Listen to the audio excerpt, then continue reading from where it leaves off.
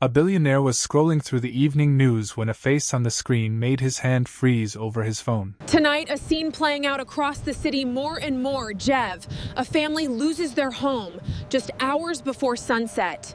Evicted families are facing freezing temperatures. Can local governments provide adequate shelter? A woman stood on a frozen sidewalk in a thin gray coat, 2 children pressed against her legs, everything she owned stacked in garbage bags behind her. She had just been evicted. He almost looked away, until the camera caught her eyes. He had seen those eyes before. 2 years ago, in a hospital hallway, at 3 a.m., on the worst night of his life. And what he was about to remember would change everything he thought he knew about the empire he'd built. If a stranger's face from your past showed up on your TV screen tonight, in the middle of the worst moment of their life, would you recognize them in time? Stay with me, because he almost didn't. Comment below and let me know where in the world you're watching this from tonight, because this story is about to get personal fast. Oliver Kensington had not cried in 14 years, not since the morning his mother's heart monitor went flat and a nurse he never got the name of held his hand so he wouldn't have to stand there alone. He was 39 years old, CEO of Kensington Meridian Holdings, a real estate portfolio worth just under $2 billion, and he was eating dinner by himself in a penthouse that overlooked the entire city skyline. The television was on the way it always was, filling silence rather than being watched. Channel 5 News was running a segment on rising eviction rates. He had heard this kind of story 100 times. Numbers. Statistics. A reporter standing outside a building saying words like displacement and affordable housing crisis, while the anchor nodded gravely back in the studio. He had learned, the way his father taught him, to let those words pass through him like weather. They were not his problem. His portfolio ran on systems, not sentiment, and the systems were performing exactly as designed. But then the camera cut to a woman standing on a sidewalk in the cold, and something about the stillness in her face made him lower his fork. She was maybe 35, in nursing scrubs under a coat too thin for February, with 2 children pressed against her sides like she was the only wall left standing between them and the wind. The reporter said her name was Bernice Okafor, a licensed nurse, evicted that morning after falling 2 months behind on rent following a medical leave. Oliver almost changed the channel. He had watched 100 segments like this and none of them had ever reached him past the surface. But the camera held on her face for 3 extra seconds, long enough for something in his memory to catch fire. He knew that face. He did not know from where yet, only that his chest had gone tight in a way it hadn't in years, the way a name feels when it's on the tip of your tongue and refuses to surface.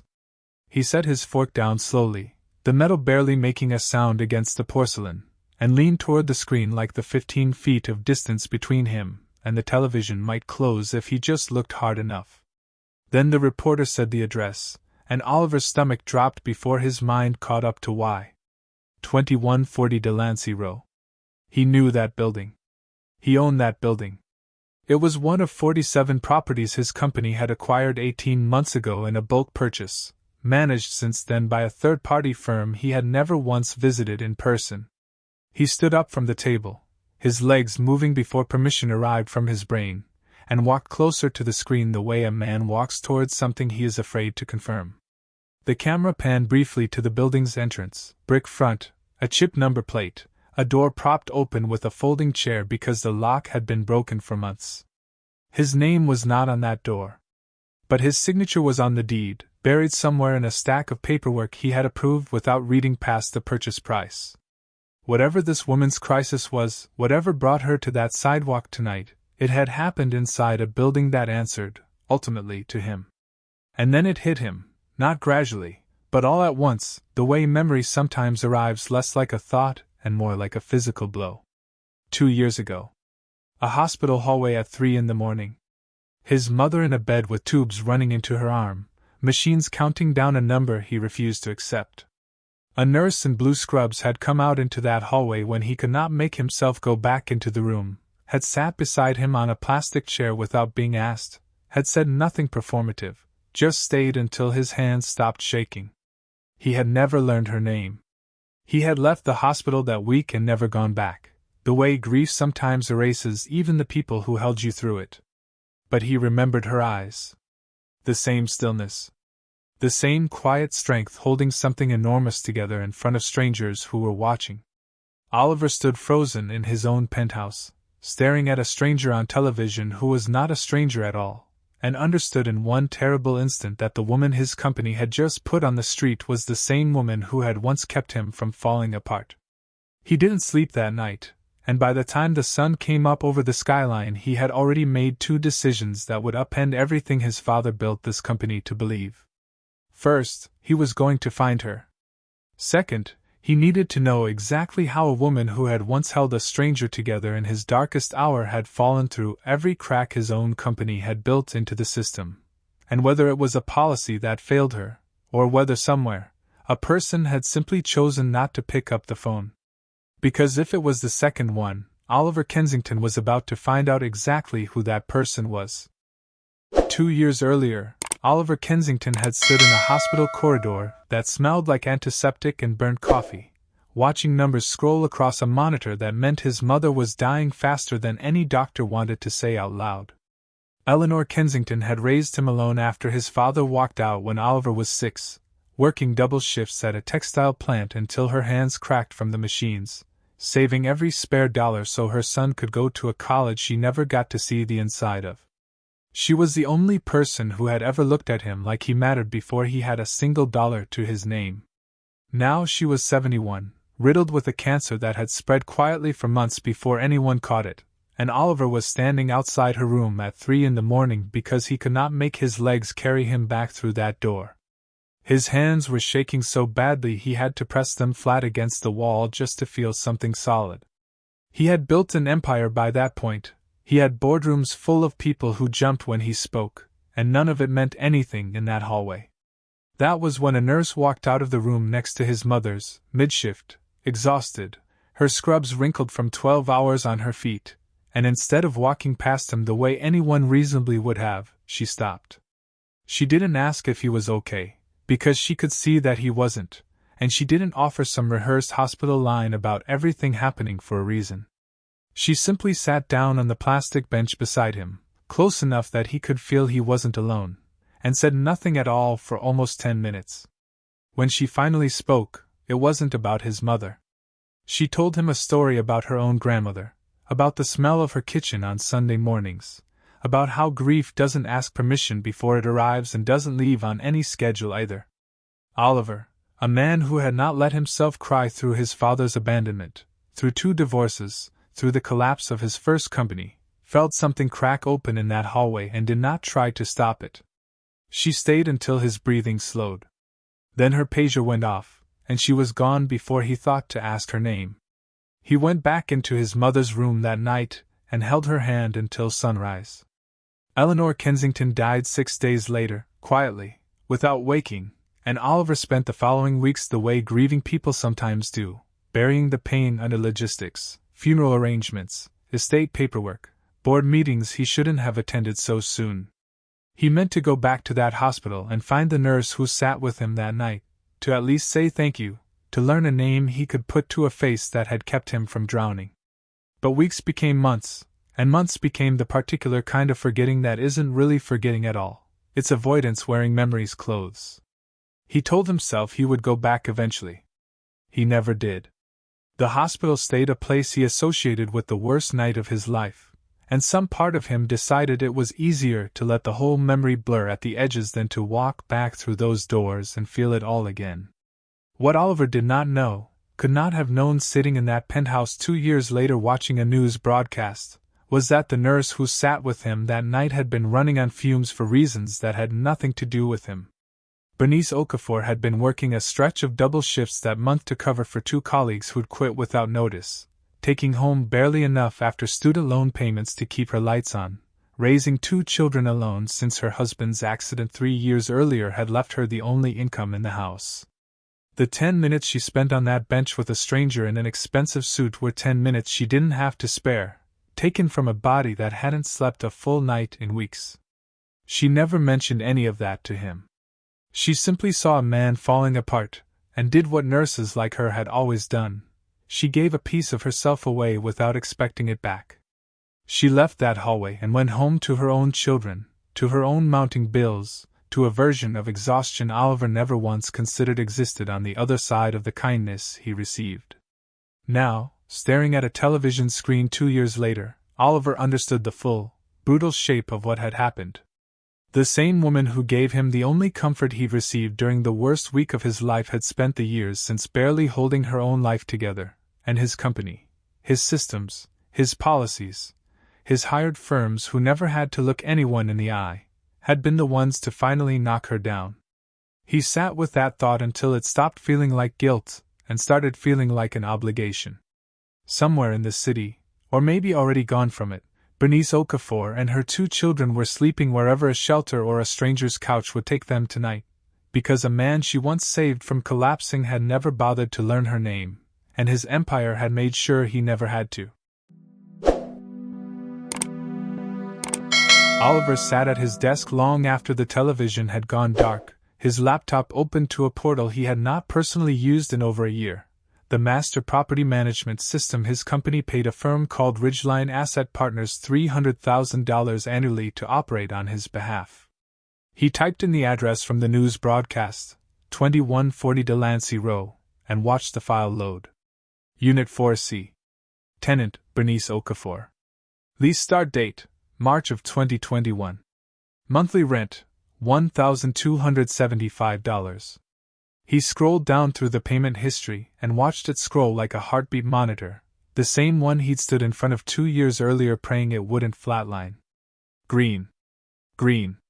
Green. 22 consecutive months paid on time, every single one, going back to the week she signed the lease. Then, 4 months ago, the color changed. Red. Red. Red. Red. 4 months of missed rent, right around the time medical records, buried in a separate file he had to dig for, showed a 6-week hospital stay for a ruptured appendix that turned into a staph infection, the kind of medical emergency that doesn't ask permission before it upends a life. Oliver stared at the screen, doing math he didn't want to do. She had been sick. She had been in the very kind of hospital bed she once sat beside him in front of. He clicked into the case notes, expecting pages of documentation, phone logs, some record of what had actually happened between the missed payments and the morning she stood on a sidewalk with garbage bags stacked behind her. Instead, he found 3 lines. Tenant non-responsive to payment reminders sent via automated system. Standard eviction protocol initiated per portfolio guidelines, day 61. Unit scheduled for turnover and relisting at market rate. Non-responsive. He read that word 4 times, feeling something in his chest tighten the same way it had in that hospital hallway. The news report had said Bernice called the leasing office 11 times. 11 voicemails. A woman recovering from a life-threatening infection, raising 2 children alone, calling 11 times to explain what had happened to her, and somewhere in a system Oliver himself had built to be efficient, clean, and hands-off, she had been filed under a single dismissive word that erased every one of those calls. He didn't know if a human being had made that decision or if software had simply sorted her into a queue nobody was required to check. And that, he realized, sitting alone in a $2 billion penthouse, was exactly the design flaw. He had built an empire specifically so that he would never have to know. His phone buzzed. It was his COO, Franklin Reyes, calling about an unrelated zoning matter in another city, and Oliver almost didn't answer. When he did, his voice came out flatter than he intended. Franklin, pull every file Ridgeline has processed in the last 6 months. Every eviction, every non-responsive tag, every case where a tenant made contact and nothing happened on our end. There was a pause on the line, the kind of pause that meant a long-time employee was recalibrating his entire understanding of the man he worked for. Sir, that's several hundred files. I know how many files it is, Oliver said. I want them by Friday. Franklin asked if something had happened, if this was about the news story going around about the eviction at Delancey Row, and Oliver said only one thing before hanging up. It's about all of it, Frank. Every single one of them. He set the phone down and looked out at the skyline, and for the first time since his mother's funeral, the silence in that penthouse didn't feel like peace. It felt like an accusation. He went back to Bernice's file and read it again, slower this time, looking for the version of her that existed underneath the spreadsheet. The version who had once sat beside a stranger in a hospital corridor and given away comfort she couldn't afford to spare. 22 months of perfect payments before the infection. 2 children enrolled in the local elementary school 3 blocks from the building. A prior employer listed as Fairview Medical Center, the very hospital where his mother had died. Oliver's hands went still on the keyboard. She hadn't just comforted a stranger that night. She had been on shift at the same hospital, in the same wing, working the kind of job that put her within arm's reach of grieving strangers on a near-nightly basis, giving pieces of herself away to people who never once thought to ask what it cost her. And when her own body finally failed her, when she was the one who needed help, the very industry she'd poured herself into for years had nothing to offer her back except a form letter and a locked door. Oliver did not sleep that night, not really. He sat with the case file open until the sky outside his window turned from black to the deep blue that comes right before dawn, running the same question over and over with no clean answer. How many other tenants in his portfolio had called 11 times and been logged as silence? How many other people had been reduced to a single dismissive word by a system he'd built to protect himself from ever having to hear their voices? He thought about his father's old warning, the one he'd carried like scripture for 20 years. That sentiment was a luxury a real businessman couldn't afford, and for the first time, the words sounded less like wisdom and more like an excuse a frightened man had taught his son to hide behind. Somewhere across the city, Bernice Okafor was waking up in a shelter or a stranger's spare room, not knowing that the man whose hand she'd once held in a hospital hallway was sitting awake in a penthouse 40 floors up, finally learning her name, and finally understanding exactly what his empire had cost her. By Friday morning, Oliver Kensington had not touched his usual schedule of board calls and investor briefings, and his assistant had stopped asking why. He had spent 3 days doing something he hadn't done in over a decade, tracking down a single person, personally, without delegating it to anyone else. Franklin's file dump on Ridgeland's caseload had confirmed what Oliver already feared. Bernice was not an isolated failure, she was one of over 60 tenants marked non-responsive. In the last 6 months alone, a pattern so consistent it could only have been policy dressed up as procedure. But finding 60 names in a spreadsheet was easier than finding one woman who no longer had an address. He called the shelter system directly, then the school Bernice's children were enrolled in, using his own name for the first time in years, not to open a door but to ask a stranger for help. A guidance counselor at the elementary school, cautious at first, confirmed that 2 children matching that description had been marked as displaced but were still attending, being dropped off each morning by a family friend from their old building. Oliver asked quietly if there was any way to reach their mother. The counselor hesitated, then gave him a number. He didn't call. He drove there instead, to a modest brick duplex on the other side of the city that belonged to a co-worker of Bernice's who'd taken the family in, arriving in a plain sedan instead of anything from his usual fleet, wearing a jacket that didn't announce what he was worth. When Bernice opened the door, exhaustion written into every line of her face, she looked at him with no recognition at all for a long moment, and then something shifted, the way memory sometimes surfaces sideways instead of head-on. "You're the man from the hallway," she said slowly, not a question so much as a fact reassembling itself. "The one who couldn't stop shaking." Oliver nodded, unable to speak for a moment, and told her the only thing that felt true, that he had come to apologize, and that he owned the building she'd been evicted from, and that he hadn't known any of it, not who she was, not what had happened, not what his own company had done, until 3 nights ago. Bernice's reaction was not the gratitude Oliver had half expected, and it shouldn't have surprised him. She folded her arms and told him, evenly, that she didn't need a rich man's guilt showing up on a stranger's porch. She had called that leasing office 11 times. She had explained the hospital stay, the infection, the fact that she was 3 weeks from being cleared to return to work when the notice came. Nobody called back. Nobody looked at her file long enough to see a human being instead of a red number on a screen. Now that a camera had caught her face on the 6 o'clock news, suddenly the man who owned the building wanted to make things right? She wasn't interested in being anyone's redemption story, she said. She was interested in a roof for her kids. Oliver stood on that porch and took it, all of it, without defending himself once, because he understood, the way he hadn't fully understood 3 days earlier, that an apology that shows up only after the cameras do isn't really an apology at all. It's damage control wearing a nicer coat. What changed her mind slightly wasn't anything he said. It was that he didn't leave. He stood on that porch in the cold for the better part of 20 minutes, absorbing every accusation she had a right to make, and when he finally spoke again, he didn't offer her a check. He asked her what would have actually helped, not what would make him feel better, but what she needed, specifically, right now, today. Bernice studied him for a long moment, like she was checking whether the question was real or just a better-dressed version of the same performance. Then she told him. A place for her kids to sleep that wasn't a borrowed couch.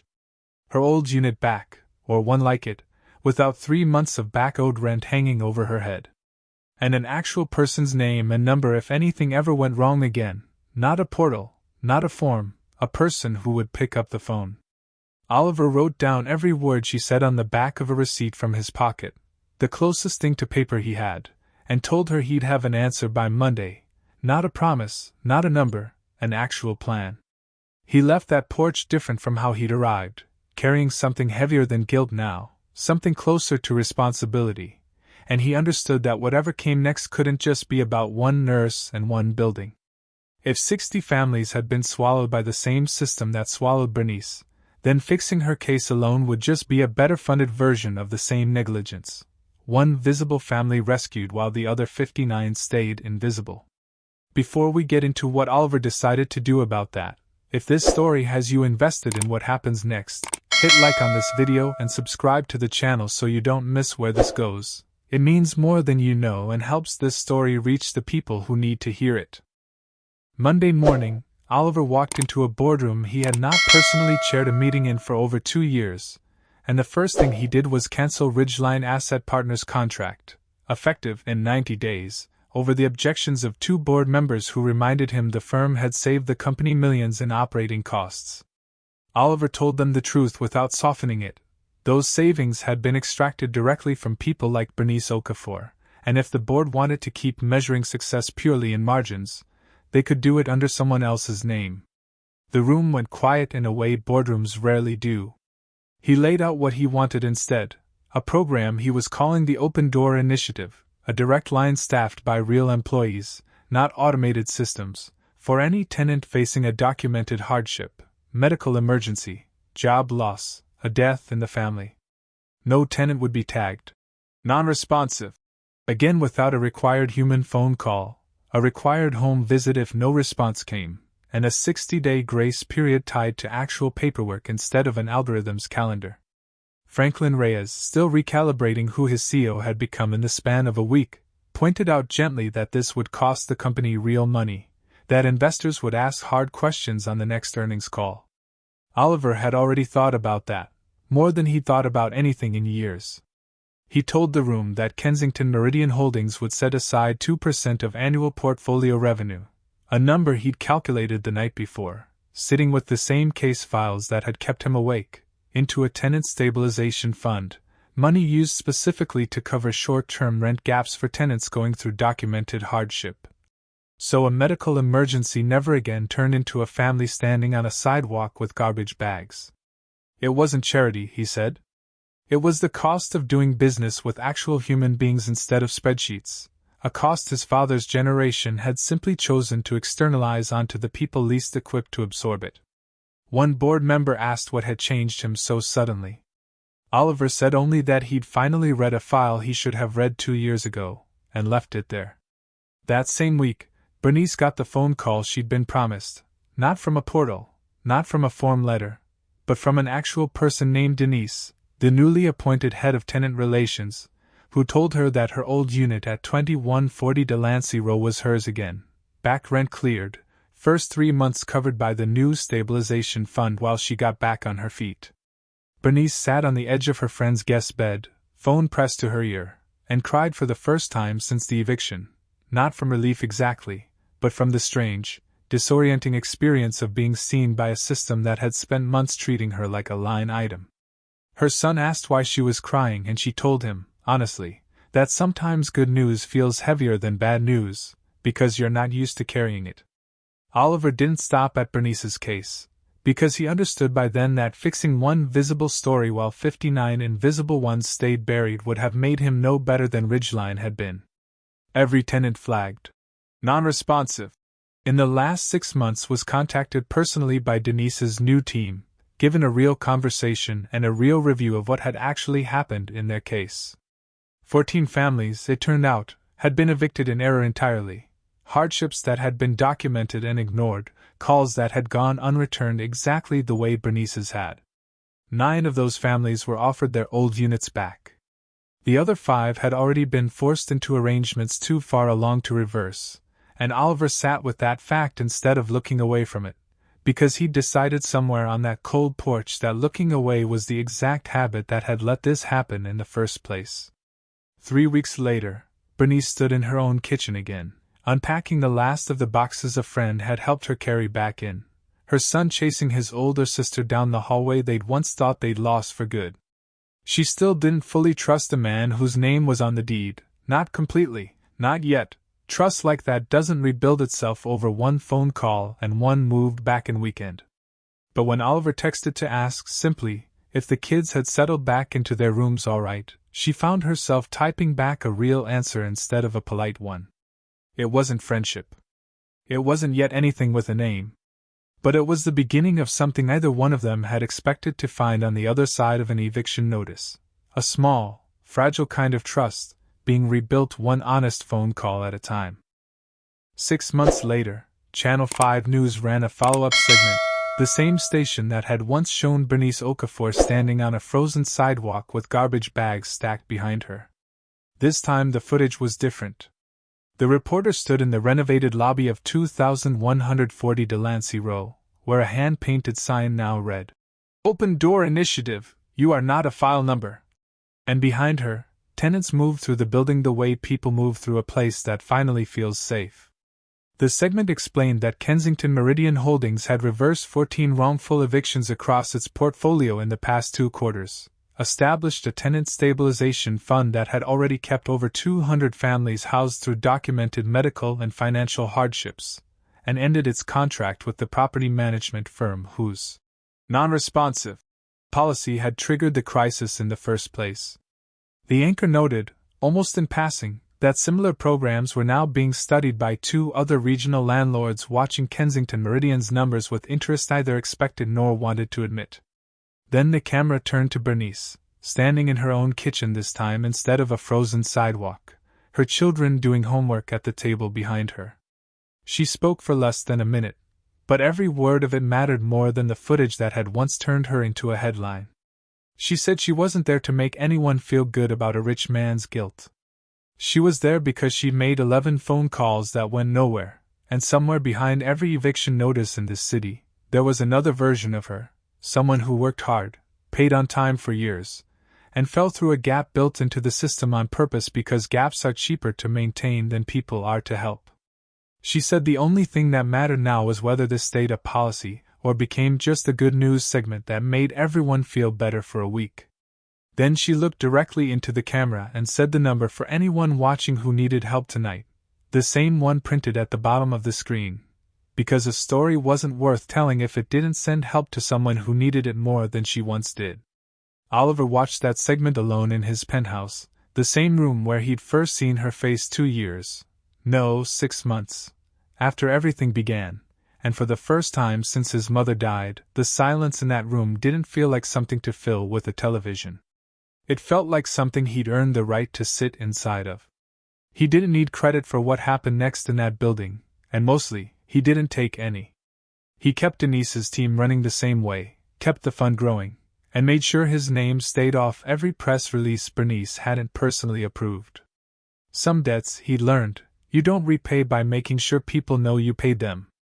This story is a work of fiction, inspired by real patterns in housing policy, automated tenant screening, and the growing gap between corporate property management and the people living inside these systems. Bernice, Oliver, and every name in this story are fictional. But the eviction rates, the automated, non-responsive tagging, and the human costs behind them are not. If you or someone you know is facing eviction or housing instability, call 211 to be connected with local housing assistance and emergency resources in your area. You are not just a file number, and you are not alone. If this story moved you, that's exactly why we tell them, to remind people that systems are made of choices, and choices can be remade by people willing to look closer.